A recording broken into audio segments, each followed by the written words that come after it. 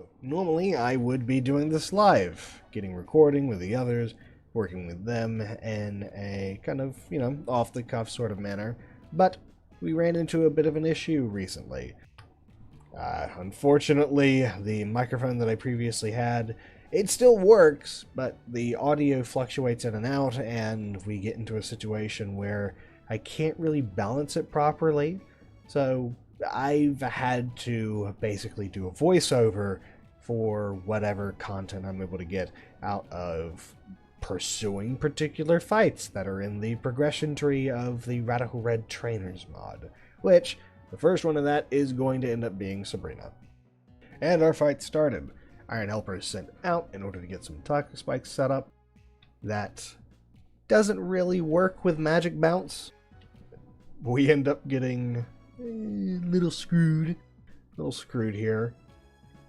Future poison will inevitably be applied, but Hex does a substantial amount of damage, which puts Hatterene in a position to be finished off by something else.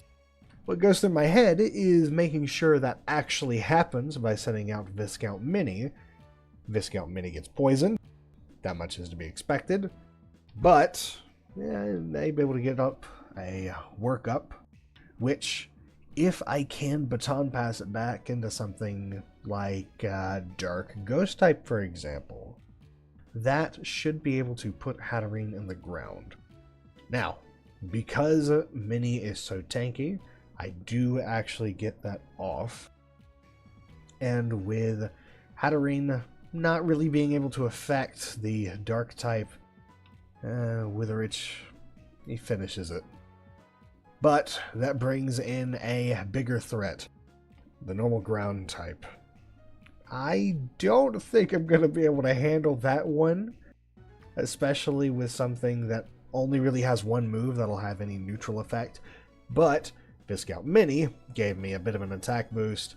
I give him burn in retaliation, and I also endure that attack. So despite going down to this turn, I do at least take 2 down with me. So we're at level with one another. My next thought is to send out Viscount Mini as a basically sacrifice. I want to see what's coming up. And that is Porygon. Porygon is only as much of a threat as it is in its coverage with various beams. So, I try to do setup again, but Toxic Spikes kills me, and I'm forced to switch out to something else. Now, there's 2 poison types left, and the one that I decided to go for is Rheumatism. Rheumatism's got good stats, and way down the line we end up seeing just how strong Rheumatism is. He is a beast. But here, his big move is going to be Acid Spray. Acid Spray, at least in this, is going to lower special defense and make the process of killing Porygon way easier. This entire portion is just me Acid Spray spamming. So, enjoy that. We get a couple of different moves used on us that whittle us down, but overall, we're safe. We just get stronger and stronger the more that we hit. And speaking of that, I kind of don't want Rheumatism to go down in terms of investment, because if I could keep him around for a while, it'd be great. So I end up using my first consumable for the fight to do that. Rheumatism does survive it, and in getting this kill off, Beast Boost is activated. Great for dealing additional damage, and I think I pivot into Thunderbolt because it's a psychic type. Does a sick chunk, but then I go down because, psychic and poison don't really mix. Then, Calm Frame. Calm Frame proves himself to be an absolute beast here. Amnesia against a special attacking set of foes is fantastic. Sets me up in a good position to endure. I have recovery and the 2 other potions that I could use on Calm Frame to continue enduring. And with Dragon's Breath, as long as I don't face a fairy type, I should be fine. Spoiler alert, I face a fairy type, a psychic fairy type. And the only move I could use is a not very effective psychic move when that time comes. But, regarding Indeedee, paralysis with the Dragon's Breath, and it should be finished off in a couple more seconds. There we go. And here we are. Gardevoir. Gardevoir is stupid. Gardevoir is so tanky in this particular fight. I, for some reason, make that even harder on myself by switching into Echo Losses. I had my defenses set up. I could have stayed in, but I didn't. I just let Echo Losses get dropped. I'm on my last Pokemon, and I don't even have my defenses set up. Total misplay. But this is where the grind begins. I'm going to call it the grind. All that matters is getting Comframe back to being as tanky as he was, and then slowly whittling down this foe. And that's going to take a minute, because the only advantage I end up getting in this is that I can fuse Gardevoir once. And that's about it. So, Gardevoir finally goes down, and I'm thinking, oh my god, I actually did it. The fight's almost over.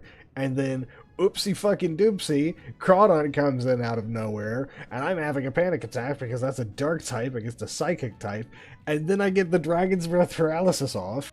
Stun it the first time, stun it the second time, I'm almost home safe, and then I hit it with the final one, and it's over. I finally beat Sabrina in possibly the dumbest way that I could have. Which, you know, we take those. We take those. Now, our next fight is with Koga. I died to him a couple of times over to get to this point, and I've discovered a couple of things. Number one is that Retmatism is a beast. He is a beast! Besides the fact that he's able to endure an attack that this Swalo shouldn't have, he's also able to get an agility up, a beast boost up, and finishes off the first two with ease. Let's triple that, you know? Considering the electric, poison, ground type combo of these outgoing attacks, I am super boosted, but this is where I run into the first problem, because I don't know if I have anything that can actually harm this particular Pokemon. Ghost Dragon, nothing that's super effective, so I have to try and hit neutral.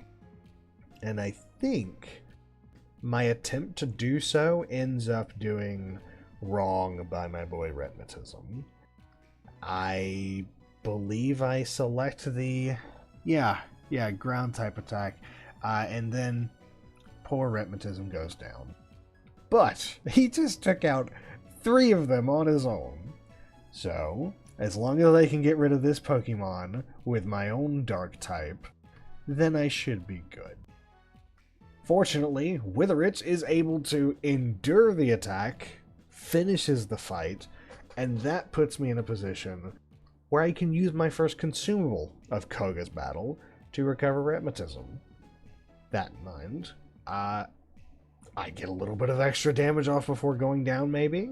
Do I do that? No, I just hit the ground. I just hit the ground with Witherich. Alright, Retmatism does his thing. Retmatism doesn't have any super effective moves against a bug type like this, but he does have the speed advantage, and because of some IV and EV training, he's also got the damage advantage. So, don't finish this putrid little ninja bug off in the first attack, which is awful, but I do finish it in the second. As long as I can keep one-shotting, I should be fine. That's not going to happen, because Drapion here is cheated. He's cheated. He's using moves he's not supposed to know. And then Retmatism goes down again. Fiddlesticks. But I have more Pokemon to sacrifice, and I have 2 more consumables left. It's just a matter of making sure that your boy Rheumatism gets all the spotlight. Rheumatism comes back out for the 3rd time. Finishes Drapion, I believe? Yeah, there he goes. And I win! Yippee! The next thing of significance to happen is that Kata and I decided to put our heads together in order to build a structure of sorts. A menagerie in order to show off our Pokemon to one another and to those who decide to pass by our Cherry Blossom Forest. Many builds have been plated onto the server in the form of something near spawn in order to have like an arena, farms for people to use, the Serpent of our local Serpent Charmer built into that mountain. Then there's Team Horror, who's made a village of their own on the backs of one that had been previously established with its own arenas to consider. You're even building a gym, and with that, it felt only natural for us to work together and make a monument of our own. Some big structure that people can see and say, hey, Kata and our host has made it. And in that, we decide to recycle some of the things that we have in abundance in order to build the walls and other ornaments of this place. The walls themselves are made out of cherry blossom, reinforced in a bench in order to add some rings and make it look properly fortified. The walls themselves are in a hex shape, with each of them being about 15 blocks in length. I might have overestimated it just then, probably closer to 11, but still, the structure itself is kind of inward curved the farther you go upwards in order to kind of taper off to a flat surface where Myolite is being used as a glass window to peer into the lights of day and night, and in filtering it becomes a purple color, which looks good with the rest of the walls. And to frame it all off, we're utilizing copper unwaxed so it can oxidize into this nice greenish blue color. In the center of the menagerie, we've got a small island of grass and moss and other materials in order for our Pokemon to walk across. On top of that is a small pond for them to drink from, where the hatcheries and ranch blocks will be placed in order to free them out into the rest. Now, there are 2 stairways to the sides that lead into an underlevel, a sort of cavernous zone that we're probably going to repurpose at some point and make it look like a mimicry of the ones above. But under the circumstance that we don't, who knows? We could just fill it with crystal or something to give our Pokemon a different layer to dwell in. Now, compared to the other VODs and uploads that I put to the channel, this one is comparatively short. One could consider it experimental, testing things around with how voiceovers work and seeing what I need to do in order to align myself with different material that's been recorded. But overall, this is just an opportunity for me to take a couple of weekends worth, hours of worth, and boil it down into a couple of key points that are important for, I suppose, fairness. I wouldn't want to hop back into the recording with just 2 of the trainers beaten and no explanation to how I got there. Like, when it comes to building Menagerie, sure, there is this process that we went through where we as a party decided to build a blaze spawner in order to get XP. We made this overpowered sword that can get you like 60, 50 levels in a single swing. It was beautiful, magnificent, but ultimately those are just kind of things you expect to come from an SMP, right? Things that you naturally have to go to with the certain mods that we have. If you have Apotheosis, you're going to be building a spawner to get XP from. Super expected. But then you have these radical red trainers, which are complete devastating outliers, and if for some reason I had beaten one and completely overlooked it, it would come off as weird. Like, man, that was easy. I wonder what the fight was like. Well, now you know what the fight is like. I just couldn't use the audio is all. Fortunately, That's been fixed. As you can probably hear from this microphone, it might not be as high quality, but at least it is consistent. I appreciate your patience, and we'll be coming back next weekend for an opportunity to amend that stuff. We've got more content recorded, and you'll be seeing that very soon. Speaking of experimentation, since this is a jumbled together assembly of quick building and Pokemon battles, let me try something real quick. Like, comment, and subscribe. If you enjoy this and any of the other content that I have, do those things. Seeing those numbers go up, seeing those little bits of engagement, it helps me to understand that people actually want to see this and that they know who I am and that I am not wasting my time with this. It's really appreciated. I started this whole channel for the sake of what is effectively advertisement. My real passion is writing. I like to make stories. I want to spread creativity and inspire people. I want to be sincere about it. And the fact that we have almost hit 100 subscribers is very important to me.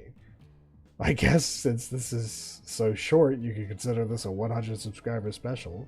I don't think if we've hit that yet, but we have hit 1,000 views on the first episode of Cobblemon Urthinium, so I take that as a win. That's a massive W. Yippee! In any case, I'll let the recording in the background continue to play itself off with that good old Digimon World Dusk music, and I hope you all have a lovely evening.